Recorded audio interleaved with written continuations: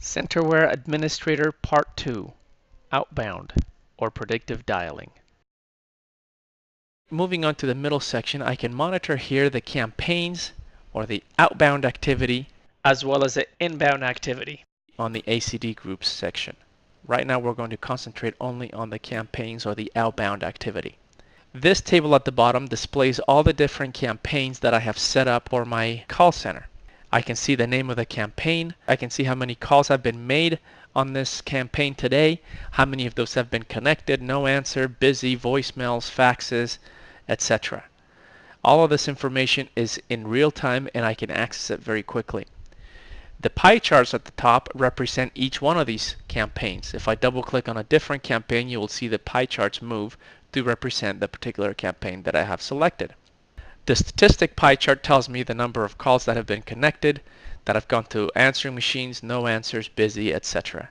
And the pie chart on the left represents the dispositions or the results of each and every one of the calls that have been made by the agents as they've classified them. This is different from the individual dispositions as I showed you on the pie chart that related only to the agent. If I double click on any one of these, I can see more detail, the disposition, and the different percentages or number of calls that relate to the particular disposition. So I can very quickly see if my agents are closing enough deals, they're resolving enough tickets, or whatever the reason it is that we're calling people. These icons to the right represent the actual databases or the dialers as they are calling the numbers that we've uploaded. If I take my mouse and hover over any of these icons, I can see more information about the particular campaign. I can see how many numbers have been called, how many numbers we're about to call, whether we're doing callbacks or new calls. I can see who are the agents associated with any particular campaign. For example, if I click on that, I can see the agents that are associated with that campaign. I can go into the workgroup manager and add or take people off of this group. I can recycle the campaign, etc. If I have several numbers within a record, I can very easily decide which record I'm going to call first and in which order. In this example, it's all home numbers, but a different icon would be represented if it were a cell phone or an office number, etc. And I can easily go and see the records that we're about to dial. And I can easily see also the callbacks per hour. It shows me the total number of callbacks. When I load a campaign, the receptacle is green, is topped off. It's full of numbers. As I start to call on these campaigns, it starts to empty out. It turns yellow. When it's about to be empty, it turns red. And when there are no more numbers to call, the receptacle is empty and you get a red exclamation point alerting you that there are no more numbers to call, that you need to refill or reload the database. If you take your mouse and go over the top of the screen, you will see all your menu items appear. For example, you can see your human resource menus, your campaign menus, ACD group menus, do not call lists, and other information that is relevant. Let's look at how we set up the call center, work groups, etc. If I go to the top and go to human resources and choose work group management, from here you will see tabs. Each tab can represent a different location or a different contact center. So I may have a contact center in the Philippines, another contact center in Los Angeles, another contact center in Boston, etc., etc. So you can set up different contact centers throughout the world and each can act independently of each other. Now to create groups. I can see all the different groups in the middle, all the different agents on the left, and all of the supervisors on the right. To create a new work group, I simply enter the name of the work group that I want to set up, click on the plus button, and it'll create the work group. Next, I want to select the people that I want to man that particular work group. So I can click on specific agents that will make up my wireless work group.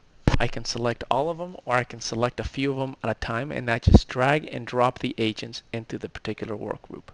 I decide who's going to be the supervisor and I drag and drop the supervisor into the particular work group. In this database 2, for example, these are the supervisors that are associated with that work group and the agents that are manning that campaign or that ACD group. At the bottom of the screen you will see all of your outbound or inbound campaign or ACD groups. If I double click on any one of these, I will get more information about it, such as the supervisors and the agents that are associated with the work groups. The star system allows me to set priorities to different agents that are members of multiple groups. If I had an agent that was mainly doing inbound calls, for example, I would give him a high priority on the inbound ACD group. But during idle times, I may still want this person to be on the outbound campaigns, and so I would make him a member of a different work group associated with the campaigns and assign a lower priority to that person. Some of the other functions I can configure into the dashboard is unavailable status. What types of reasons does an agent have to go unavailable? How many times can he go unavailable for any particular reason? How long can he be unavailable for that reason? And what happens if he takes too long to come back? I can set up different supervisor privileges, etc. Moving on to the campaign section, look at the campaign settings and see the level of customization that we can have in Centerware. I can select any given campaign and select different parameters for each campaign. How long do I give an agent to wrap up the call, disposition, write notes, etc.? How long do I let the dialer call before we decide it's a no answer? How many times are we going to reattempt a call on a busy or on a no answer, and how long in between? What is the caller ID that is going to show up for the particular campaign? Do I want to allow agents to make manual calls? Do I want to have answering machine detection on or off? Do I want to allow the agent to stop recording a call if need be? Loading numbers into the database is also a very easy procedure. If I come up here to campaigns and go to database import, I can very easily load numbers into a particular campaign. If I have a permanent connection to my databases, these fields will auto-populate, have an OBDC link, etc.